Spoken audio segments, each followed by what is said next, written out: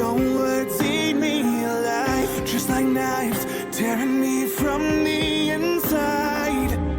What you wanna never be. Hello there, this has been Fournier, a benevolent cytocorum. And, well, this is interesting. 73% of, well, only 11 votes. But, Authentic Potato Gaming videos apparently only got 2 votes, and 1 vote for Socionics videos, it would seem. But most are fine with conspiracy theory and other controversial stuff to be silenced for. Yay. And here's, the etymology of schadenfreude. Yes, this is exactly the case here now. Oh well, but yeah, conspiracy theory, it's a pretty good movie with Mel Gibson and Julia Roberts, and the whole contagion thing next to it's also an interesting predictive programming. Interesting too is like movies that have optogenetics, the thing where you have strobing lights, which this has, and like the remake of Total Recall does for no purpose other than, I guess, just to have a strobe light.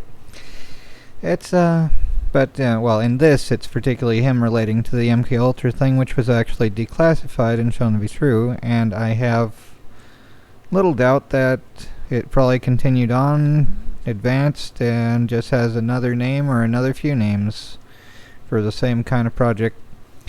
Anyhow, of actual conspiracy theory things that are still just speculative at this point, more or less, Computing Forever often has what I consider fairly good speculation for the most part, as well as a ton of like reviews of things, although that's on his like Dave Cullen channel more than here, but he cross posts it now, I guess, when on a slow news day. But yeah, pretty much a ton of things are like going back is going forward sometimes, when like all the technology is used to spy on us and coerce us. And True Stream Media also has a few good things here too. I don't agree with all their stuff like the HARP whatever, but they still have some good stuff about other ways for being manipulated. But I don't know. And of course, here's one of the main controversy things that everyone dying of suddenly.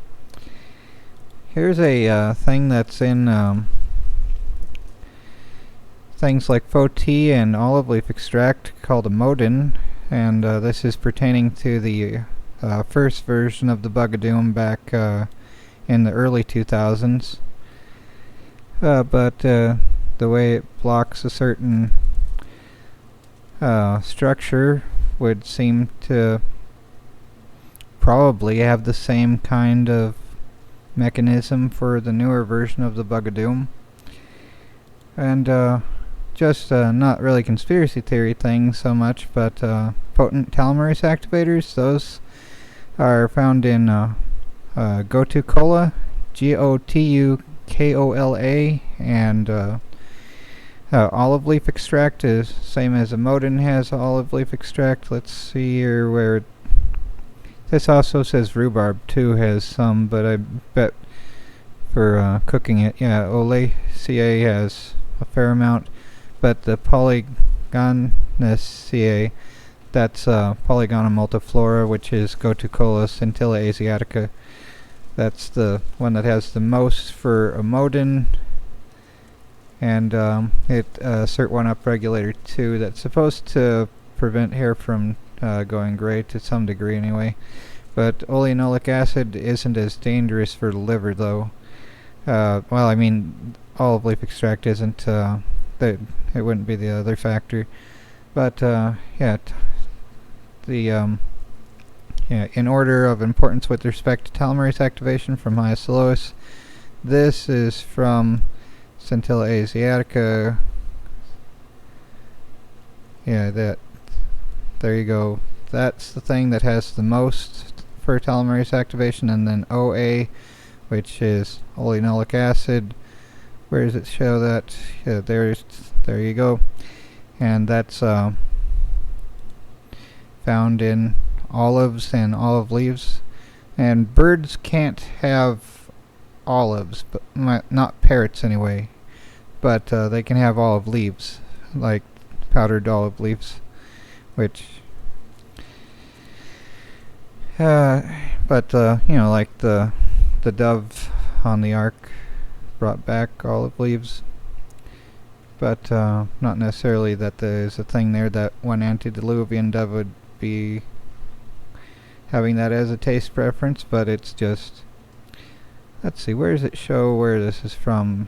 But natural occurrence found in olive oil and leaves and fruit of olives. So, and a few other things too. But yeah, there's a telomerase activator. What telomerase activators are is they activate the enzyme that repairs the end cap of cells, thus allowing for more cell divisions. It's not, in non-poisonous concentrations, it's not going to do as much as you could hope for, I guess, but it's still better than nothing to go against the steady increase of entropy. Anyhow, I might consider doing a thing about lands before the flood, if anyone would be interested in that, without mocking. Just my speculation. That would pertain to my idea for a book later on, upscaling of the short story Falling into Space, having pretty much like a science guild faction before the flood. Like, can you imagine how quickly things could advance if, like, Newton, Tesla, Einstein, everyone that really made advancements didn't live merely decades but centuries?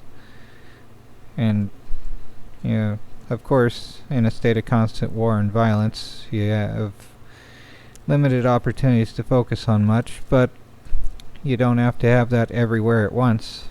Much of the research done during the world wars was in places that were relatively peaceful in pockets. So, anyhow, onward to signing off, or ending the video. Well, enjoying the downvotes, I'm sure I shall. Take care, everyone, and try not to go crazy.